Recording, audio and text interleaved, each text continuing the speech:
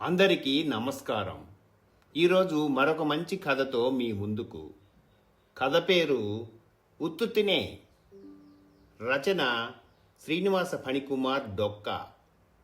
ఇక కథలోకి వెళితే, మరి 2 నిమిషాలలో మీ బిల్డింగ్ పూర్తిగా అంటుకుపోవును. మీరు బయటకు రానిచో అప్పడములు అరిసెలు అయిపోదురు.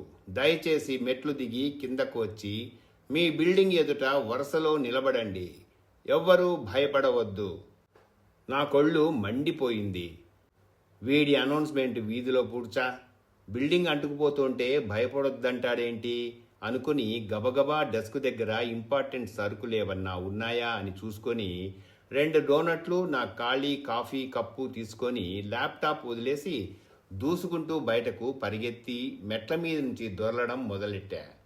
డోనట్లు తింటూ కాసేపు దొర్లి, అమ్మయ్య, ఒకటి, ఇంకా 10 ఫ్లోర్లు తెల్లాలి అనుకుంటూ పక్కకి చూశా.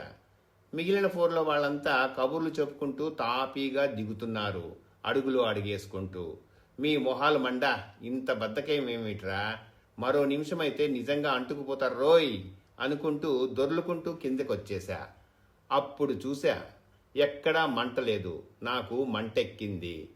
అక్కడున్న ఓ సెక్యూరిటీ వాణ్ణి అడిగా, నిప్పేదిరా అని. వాడు లైటర్ తీసి ఇచ్చాడు. నీ తల్లి, ఇది కాదే, బిల్డింగ్ అంటుకుపోతోందని చెప్పావు స్పీకర్లో అన్నాను అసహనంగా. ఓ అదా, అది ఉత్తుత్తునే, మాక్ డ్రిల్లు. మాక్ డ్రిల్లా? ఎంత ఆశపడ్డాను. 2 వారాలు పని చెయ్యక్కర్లేదని ఒళ్ళు వంకాయలు పచ్చి పులుసైపోయింది. దొర్లి చెయ్యి అనుకుంటుండగా మిగిలిన స్టాఫ్ అంతా వచ్చి పళ్ళికలించి పరామర్శించి, అందుకే అన్ని మెయిల్స్ చదవాలమ్మా, పొద్దున్నే వచ్చింది ఈ మాక్ డ్రిల్ గురించి ఈ మెయిలు అని వెకిలి నవ్వులు నవ్వుకుంటూ పోయారు. నాకు తిక్క రేగింది. అసలు ఈ మాక్ డ్రిల్ ఏమిటి మాకు, మీకును? నిజంగా కొంపలు అంటుకుంటే తెలిసొస్తుంది. ఒకడి మీద ఒకడు ఎక్కేసి దూకేసి పరిగెత్తారు వెధవలు, పెద్ద పోజు అనుకుంటూ బట్టలు దులుపుకొని లిఫ్ట్ ఎక్కి పైకి పోయా ఇస్రోమంటూ. అసలు ఈ ఉత్తుత్తి డ్రిల్లులు, ఉత్తుత్తి క్లాసులు, పరీక్షలు మనకెప్పుడూ వచ్చి రాలేదు. 5 ఏళ్ల క్రిందటి మాట. ఓ రోజు ఆఫీస్లో మధ్యాహ్నం భోజనానంతరం నిద్రలో ఉండగా మా ఆవిడ ఫోన్ చేసింది.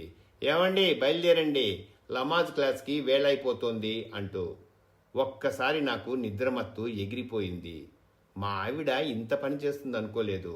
అందుకే మన మతం యొక్క ప్రాముఖ్యత, విశిష్టత క్లుప్తంగా వివరిస్తూ ఓ పావుగంట ప్రబోధ చేశా. చివర్లో వందే మాత్రం కూడా పాడా. ఏడ్చినట్టుంది లమాజ్ క్లాస్ అంటే అంటూ ఆ ప్రక్రియంతా సోదాహరణంగా వివరించింది. చచ్చినట్టు వెళ్ళాను. వెళ్ళగానే ఆ ఇన్స్ట్రక్టర్ నన్ను వేరే గదిలోకి తీసుకెళ్లి ఒక్క తాపు తన్నింది. నేను తేరుకునేలోపు మళ్లీ తిట్ల పురాణం మొదలెట్టింది. ఓ పావుగంట మా వంశాన్ని నన్ను కలిపి కంబైన్డ్గా బూతులు తిట్టి తర్వాత చెప్పింది, ఇలాంటివన్నీ ఉంటాయన్నమాట హాస్పిటల్ రూమ్లో. నువ్వు మాత్రం నవ్వుతూ బ్రీత్ ఇన్ బ్రీత్ అవుట్ అంటూ ఉండాలన్నమాట. చెవలాయిలా మీ ఆవిడ కాళ్ళు వేళ్లు పట్టుకొని బతిమాలాలి. ఆవిడ మీ జుట్టు పట్టుకున్నా, డిప్ప మీద ఒకటి ఇచ్చుకున్నా, I know, I'm sorry, you are so beautiful అంటూ కుక్కిన పేనులా పడి ఉంటే కడుపులో పిల్ల హాయిగా బయటకు వచ్చేస్తుందన్నమాట. నాకు సహనం చచ్చిపోయింది. మగవెదవకున్న ఒకే ఒక్క బలహీనతని ఆసరా చేసుకొని వాణ్ణిలా ఇన్సల్ట్ చేయడం తప్పున్నరాను. సమయానికి మా అత్తగారు మామగారు రూమ్లోకి వెళ్ళారు కాబట్టి బతికిపోయాను గాని, లేకపోతే నా పని కరకజ్జవైపోను. నన్ను పబ్లిక్గా తన్నే ఛాన్స్ పోయినందుకు మా సత్యభామ ఎంత మనస్తాపం చెందిందో నాకు తెలియదు. ఇంతకు 20 ఏళ్ల క్రితం జరిగిన మరో ఉత్తుత్తి భాగవతం కూడా చెప్పేసి వదిలేస్తాను, ఏమనుకోకండే. హైస్కూల్లో చదివేటప్పుడు వార్షిక పరీక్షలకు 3 వారాల ముందు ఉత్తుత్తి వార్షిక పరీక్షలు నిర్వహించేవారు. ప్రాక్టీస్ అవుతుందని వాటిల్లో అన్నీ అచ్చంగా వార్షిక పరీక్షలలాగే చేసేవారు. ఫస్ట్ గంట కొట్టిన 10 నిమిషాలకి పేపర్లు ఇవ్వడం, లాంగు బెల్లు కొట్టకముందే మీదబడి పేపర్లు లాగేసుకోవడం, ఇలాగా. విద్యార్థులంతా బుద్ధిగా తల వంచుకొని కాపీ కొట్టడం బాగా ప్రాక్టీస్ చేసుకునేవారు. అసలు నేను వెళ్ళననే అనేవాణ్ణి. కానీ ఇంట్లో మన మాట వింటారా? అమ్మా, ఏకంగా పెద్ద పరీక్షలు రాసేద్దామే, ఇవెందుకే టైం వేస్ట్ అన్నా వినిపించుకుంటేనా? ఇంట్లో వాళ్ళు, కాలనీ వాళ్ళు కూడా ఇబ్బంది పెట్టేసి పరీక్షకి పంపించేశారు. మన ప్రతిభ పెద్ద పరీక్షలు అయ్యాక సెలవులైన తర్వాత తెలిస్తే అదో పద్ధతిగా ఉంటుంది. కనీసం సెలవులన్నా ఎంజాయ్ చేయవచ్చు. కానీ వినిపించుకోరు కదా. ఈ దిక్కుమాలిన ఉత్తుత్తి పరీక్షల ఫలితాలు సరిగ్గా పెద్ద పరీక్షలకు ముందే ఇస్తారు. ఏదో కొంపలంటుకుపోతున్నట్టుగా. అవి చూసి ఇంట్లో వాళ్ళందరికీ ఉపోషాలు, మనకి ఏకభుక్తాలు, జాగారాలు. ఓసారి ఇలాగే తెలుగు పరీక్షకి వెళ్ళా. చివర్లో ముడేయడం కష్టమవుతోంది కాబట్టి నేను ముందుగానే ఓ దస్తాడు ఆన్సర్ పేపర్లు అడిగి పుచ్చేసుకొని వాటికి ఇంటి నుంచి తెచ్చుకున్న దబ్బణంతో చిల్లెట్టి ట్వైన్ దారంతో ముడేసేసి ఓ తుమ్ము తుమ్మి అందరూ పెన్నులు కింద పెట్టి హనుమాన్ చాలీసా చదువుకుంటున్నప్పుడు ఆన్సర్లు రాయడం మొదలెట్టా. నా సెంటిమెంట్ని గౌరవిస్తూ సరే పేపర్ అంతా రాసేశాక చివర్లో ఉంది 10 మార్కుల ప్రశ్న. వేసవి సెలవులకి మీ ఊరికి రమ్మని ఆహ్వానిస్తూ నీ ప్రాణమిత్రునికి లేఖ వ్రాయినది అని. మగవాళ్లలో మనకున్న ప్రాణమిత్రులెవరబ్బా అని తీవ్రంగా ఆలోచించి అమలాపురంలో ఉన్న పాత్రోగాడికి రాద్దామని డిసైడ్ అయిపోయి రాసేశా. ఒరేయ్ పాత్రో, నువ్వు సెలవులకి హైదరాబాద్ రా, ఇట్లు నీ సీను. పక్క నుంచి పరీక్షగా చూస్తున్న తెలుగు మాస్టారు నా డిప్ప మీద ఒక్కటిచ్చుకొని నిన్ను రాయమన్నది టెలిగ్రామ్ కాదు, ఉత్తరం. వాడికెందుకు హైదరాబాద్ రావాలో, వస్తే ఇక్కడేం చూపిస్తావో అన్నీ వివరంగా రాసేడు. అప్పుడు గాని మార్కులు పడవు. అయినా ఇంకా 10 పేజీలు ఉన్నాయిగా తెల్లవి, నింపు అనేసి మరొకరిని పీక్కు తినడానికి ముందుకు వరుసకు వెళ్ళిపోయారు. ఓహో, అందుక 10 మార్కులు పెట్టింది, ఇహ కాసుకోండి అంటూ మొదలెట్టా. మొదటి పేజీ నిండా 64 ఫాంట్లో శ్రీరామ అని రాసి అర్జెంటుగా మాస్టర్ని పిలిచా. పసుపు ఉంటే ఇస్తారా, కాస్త పసుపు గోరు పెట్టాలి అని. ఆయనకు బుర్ర తిరిగిపోయి ఇప్పుడు ఆ లాంఛనాలేమీ అక్కర్లేదు, త్వరగా రాసేడు, టైం అయిపోతుంది అన్నారు. సరేలే అని కంటిన్యూ అయిపోయా.